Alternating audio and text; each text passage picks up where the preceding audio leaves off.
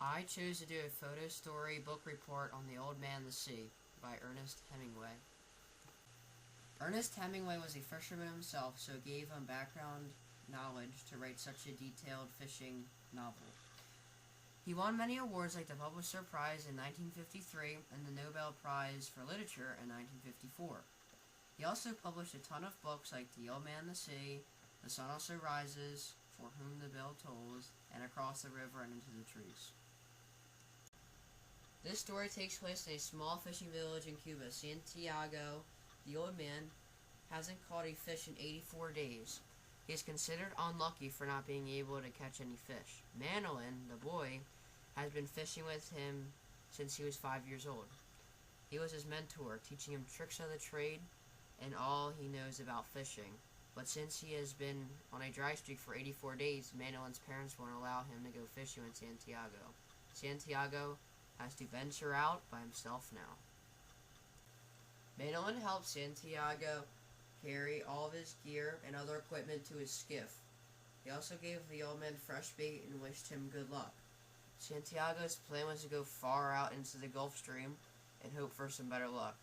Most fishermen didn't go out that far to catch fish, but Santiago is willing to take the chance.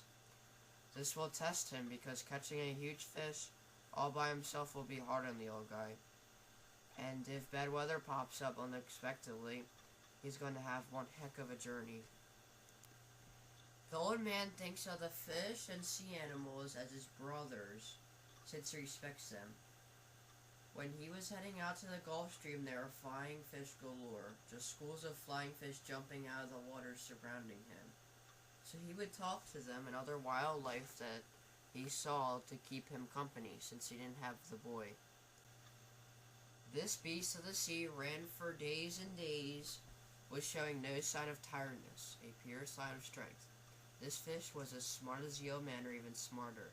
The marlin used tactics to break the line and get away, as the old man used his own tactics to keep tension on the line and keep the line away from the boat so he didn't get away. The fish would swim really deep, then come up and jump out of the water.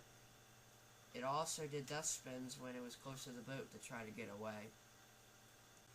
The old man finally whooped the marlin. It was so exhausted from tugging the skiff for days. The marlin jumped out of the water and was so beautiful, and quickly dived down. Now it is doing dust spins, since he is so close to the boat. The old man stuck him with the harpoon when he was in striking distance. He stuck a gaff in it too to help bring it to the side of the skiff. Then he tied it off because if he put it in the boat, if that was possible, the boat would sink. The marlin was 2 feet longer than the skiff. It was huge. First shark that showed up due to the enormous amount of blood in the water was a mako. The old man could tell it was a mako because of the color, the scary and huge jaw, and the fins. Makos are known for killing their prey violently. It took a huge chunk of the back of the marlin meat. He made the mako go away and almost killing the thing by him hitting the mako in the head with the harpoon numerous times. Santiago rips a piece of meat off from the marlin from where the mako bit into it to eat. He knows he's going to be in trouble when the other sharks smell the tasty marlin. The shovel-nosed sharks are scavengers, so they smell the fresh marlin carcass. He lost his gaff with the mako, so he made a homemade weapon by attaching a knife to the end of an oar. He was able to kill 2 of the shovel-nosed sharks by constantly beating them in the head. Attacks came throughout his voyage home, and he continued to fight them off, but by the time he got to the harbor, nothing was left on the marlin except a bare skeleton. He tells the marlin, "I shouldn't have gone out so far, fish. Neither for you or for me." When Santiago reaches the beach, no one is awake. He looks at the bones of the beautiful fish. He's so tired that he just leaves the boat and the marlin skeleton on the beach. Santiago is so exhausted, he fell down 5 times on his trek to his shack. As Santiago sweeps through his exhaustion, fishermen gather around the beautiful fish. They measure it, and it's 18 feet long. There's never been such a fish. Eventually, the old man wakes up and he tells Manolin, "They beat me." He felt defeated. Manolin tells Santiago that he is going to start fishing with him again because there is so much for him to teach, no matter what his parents say. The boy is saddened by his injuries and his mental defeat.